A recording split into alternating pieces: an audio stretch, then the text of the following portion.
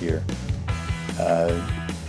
If we look at that as a recurring problem, we come to this idea of doing a mini sprint. We teach restoring.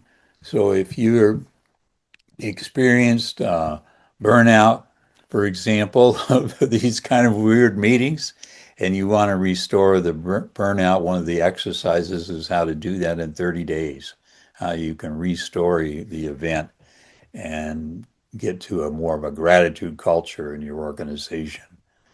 The other thing we do, we want to talk to you about what's wrong with management and consulting and coaching today. It tends to be, in a managerial frame, predictable, linear world, single fixed truth, time moving from A to B and causal from the past to the present to the future. And we all know that it's bogus, that is not the way the world works. But bosses, managers, or authoritative people in an organization will try to get you to believe it's a linear world with one fixed truth, and they're telling it, and you're wrong. So an emergent, messy reality holding multiple contradictory truths, entangled in space-time that moves in all directions at once, that's more the reality that we need to work with. And over a century ago, that second understanding was being discussed and developed, and that's the point of today. Let's talk about innovation, bring it back to the left-handed, right-handed people. If you're left-handed, you're 10% of the world. If you're right-handed, raise your hands, you're the dominant culture. Left-handed people see the world from a different angle and bring forth a unique perspective. I'm constantly adapting to the right-handed world. In innovation, the ability to see opportunities where others don't and offer solutions no one else imagines, that's me. Anybody that knows David Boje knows that I'm a creative innovator. Creative toolkit. I'm naturally wired for creativity. I break the mold. I didn't even know where the box is. I've been out of the box so long. I'm breaking the rules to create new rules. So I'm always testing the boundaries. And I'm solving problems with creativity instead of conflict. And I'm thinking with a lot more complexity. So that's my left-right-handed example. Another mini sprint we do in the quantum coaching sprint sessions is we look at hidden cost. This is a socioeconomic aspect. And they're draining your organization. Henri Saval says that 50% of the costs are not showing up on your balance sheets, your quarterly statements, your annual reports, because the accounting system isn't oriented to picking up the kinds of costs that I'm talking about in a conflict culture in an organization. And one of the things I learned is that we assume that people cooperate in organizations when in fact they're more of an anarchy and it's more of a conflict society in an organization. So at GrowthOD / Quantum Sprint, you can find out about it. It's about thinking for themselves, people acting fearlessly, going against the grain, right? Again, I'm in my left-handed, right-handed example, so you have something you can all relate to. You're either left-handed, right-handed, or ambidextrous. Left-handers excel in a world not built for them, constantly navigating right-handed designs. And in the conventional thinking in the right-handed world, we're conforming to the norms. They don't produce so many left-handed scissors or left-handed knife handles, etc. It's for the right-handed person. And following the ordinary, if 90% of the people are right-handed, that's the ordinary. And the left-handed people just need to conform. So I'm defining my own success as a left-hander. I blaze my own trails. I trust my own instincts, but I'm also aware of the context of a right-handed world. And again, I present that as an example. A third mini snippet from our quantum coaching sprint is little wow moments. So the big thing in restoring work is to have people recall little wow moments where they went against the grain, right? Where, for example, being left-handed gave me more creativity as an instructor, as a CEO, as a change agent, right? I'm able to see some details that other people are missing. And that's a eureka moment. And it's step 5 in our quantum sprint coaching.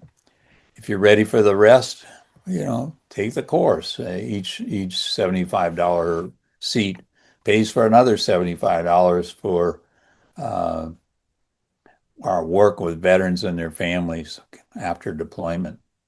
What could you achieve by embracing what makes you different? So this is more than just which hand you use. I'm talking about a bigger problem here. I'm working up to it with you slowly. Um, Having that quiet confidence that doesn't need external validation. That's something to strive for. The summary: innovative mindset, unconventional perspective in a world that's messy and chaotic and conflict ridden, a resilient spirit in that world, a quiet, confident drive. So let's say you sign up for the quantum coaching sprint. Do you get to choose the coaching focus? And the answer is yes. We do some sprints that are for PERVIEW Mindfulness coaching framework. We do others for the GLOW, gratitude, love, organizational wisdom. We do some that are the socioeconomic, the SEAM approach, and deals with the hidden costs I've talked about so far. And we do others that are the souls, a deep coaching experience in VuJaDé, axiogenics, quantum wisdom. So you actually take those instruments before the session, and we talk about their impact for your leadership, your coaching, your consulting, et cetera. And then there's the assemblage mapping, the auxiliary assumptions, and a little bit of antenarrative thrown in there. And that's more of a quantitative assessment course. So if you're interested in that. So people sign up for each of the 5. And then when we get enough signed up, 10 to 20, we launch, and we provide a doodle thing to set a time that fits the people there, and we do the 90-minute session. Simple as that. Okay, what's this unlikely combination? Well, I'm going to go back to over a century ago to a novelist, and is and you may know it's Mikhail Bakhtin and problems with Dostoevsky's poetics. So, so Mikhail Bakhtin's book, Problems of Dostoevsky's Poetics, right? Dostoevsky was an artist. You may have heard of this writer, right? Crime and Punishment, Notes from Underground, Brothers Karamazov, etc. So he wrote these novels, and what Bakhtin did, and you can find it in the first chapter. This is an amazing book. If you go ahead and order it, you'll find that he identifies 6 authors of his time in the 20s and 30s that were talking about the polyphony, having full voices in a conversation, valid embodied perspectives and viewpoints going on. And Dostoevsky would put those characters in his novels. And Bakhtin found 6 authors writing about that polyphony and getting it wrong. and made 6 major errors. And it's those 6 errors that I want to bring forward today in coaching, consulting, and leadership. Because organizations are suffering today from these 6 needs to correct what we understand to be polyphony. So let's get going. I'm going to do the big reveal now. So, polyphony is a plurality of independent and unmerged voices where multiple perspectives are treated as equally invalid. So it's not like when I was talking about being a department head or a CEO or running a board meeting, and you have multiple perspectives, but they're not treated as equally valid, and people aren't embodying them. They're going along with one perspective over another. And you don't get a full creative or effective outcome from that. So, quantum storytelling views narratives as a dynamic field of vibrational frequencies, our emotions, thoughts, right? Where past, present, and future time are entangled, not a linear world. Storytelling just isn't an artifact, it's an energy field, and it includes vibrational healing. So the leadership traps, let me put it in simple terms before I go into the novelist Dostoevsky and Bakhtin's critical assessments of polyphony. So one of the key things in the upper right here is rushing to a solution before the real issue has been emerged. So that happens in a meeting after meeting after meeting. People start to discuss things, and somebody will come in and say, the real issue is this, the direction we're going to take. And sometimes it's the CEO, a division head, a consultant, a coach, and it's like bad coaching, bad consulting, because you haven't let the creativity emerge and get discussed. You haven't brought out all the points and perspectives. So these decisions are what's called groupthink in the literature. So in the lower left, using team stories and voices merely to validate one's own preset agenda.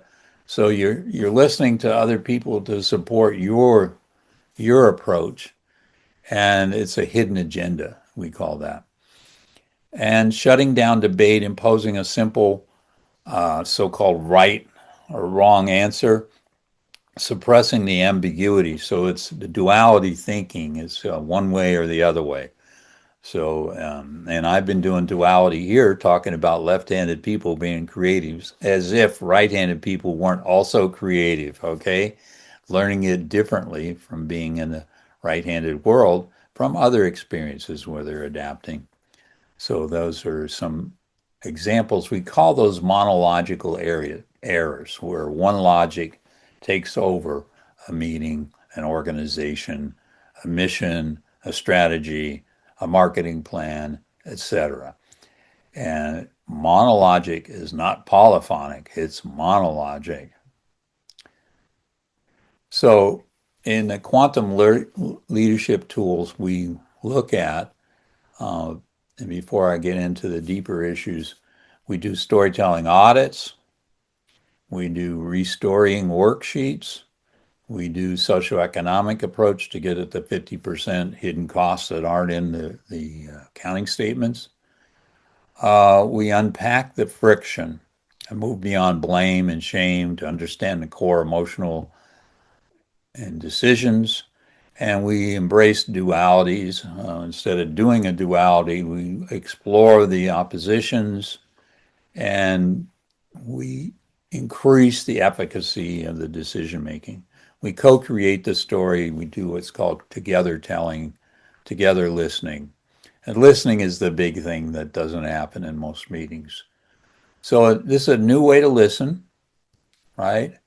We need a way to listen to other people's truths, not just our own truths, because from their experience and their education, their life experience, people have their own world that they live in and their own truth.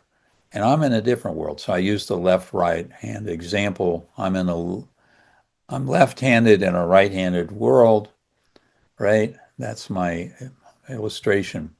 So now let me do the big reveal here. The polyphony errors, GrowthOD organization resolves, growthold.org. These are the authors, 1 through 6, and I'll talk about what these different authors got wrong. So according to Mikhail Bakhtin, uh, that in a polyphonic novel, such as Dostoevsky's work, you don't find a superficial disruption of hierarchy. It's anything but superficial. So Komovich does a little superficial move, but this hierarchy takes over. And we see this in so many meetings in an organization where people announce a new strategy and they're taking input. I was at a city council meeting where they're taking input to a rezoning, and I was in attendance, and they'd already made the decision. So we're protesting at this meeting, all of the neighbors, that we didn't want this zoning to happen, but they'd already decided it. So that's an example. Now the second one, costs, was finalizing the stories. So as if they had a beginning, middle, and end. So this is the story. Well, those of you who ever had health issues, a cancer survivor, you know that that story never ends, right? You know that if you get a divorce, that's a story that never ends. You think, oh, I got a divorce. The next day I'm going to be healthy, happy, terrific. Well, no, that's not. You have a whole lot more learning to do because you've been intertwined with another person for so many years. And just stepping out of that may feel like really cool for a moment, but the next day you realize how intertwined you were. So stories aren't finalized. Number 3, I've enough. Puppetization of voices. This is one of my favorites. Have you ever been in a meeting where the boss expects you to state the party line and you disagree with it, right? Or the dean, here's an academic symbol next to it, wants you to give as many C's in the course as A's. And then I had a dean like that when I was a professor in California. And I had a great class often. I was teacher of the year many times, and students wouldn't come in, and these were bright students, and they knew I was a challenging professor. But I got them at the A level, but I had to give a third of them C's. I just felt terrible about that I was a puppet for the dean's policy rather than doing my own assessment of what people deserved as a grade. And sometimes they all deserve C's. Not very often, sometimes more B's, but many times I could have been giving more A's than I was. Askeldove, moralizing closure. So it becomes a moral argument. And I get into this as a Vietnam veteran. I'm into peace now. I don't like all the war talk. Sorry if you do, that's the world you live in. And I can get moralizing about the need for peace and go a little bit over the edge on my moral approach. The Grossman, the author is a genius, it says here, but it should be genius. So that's where the CEO is the genius and you follow the CEO, or the marketing guru is the genius, or you have a coach guru and you just follow them. I remember our university hired Deloitte, paid them $1 million for a redevelopment plan of the whole university. Okay, it was some MBAs that worked for that consulting company, did a spreadsheet analysis, as we know in a spreadsheet, of the annual reports, the quarterly reports, etc. You're not really getting more than 50% of the hidden costs. And so the Grossman thing, it's not, we're all geniuses in our own way. And unless we can have dialogue, we're not really exploiting that genius that's in the population of an organization. Then there's Engelhardt, ideological control. So one ideology, and we know the political ideologies, economic ideologies, right? Social ideologies, and one will try to dominate the other and make every other ideology look evil. So let's run through these one at a time. But first, let me talk a little bit directly to you. So these 6 areas are intertwined in an organization. And that's why organizations are full of conflicts, because we never resolve these 6 errors of polyphony to get actual, authentic polyphony. And getting it is very difficult. You need very good, well-trained coaches and well-trained consultants, and that's what I do. I train them. And the colleagues at GrowthOD, we specialize in training them to get that result.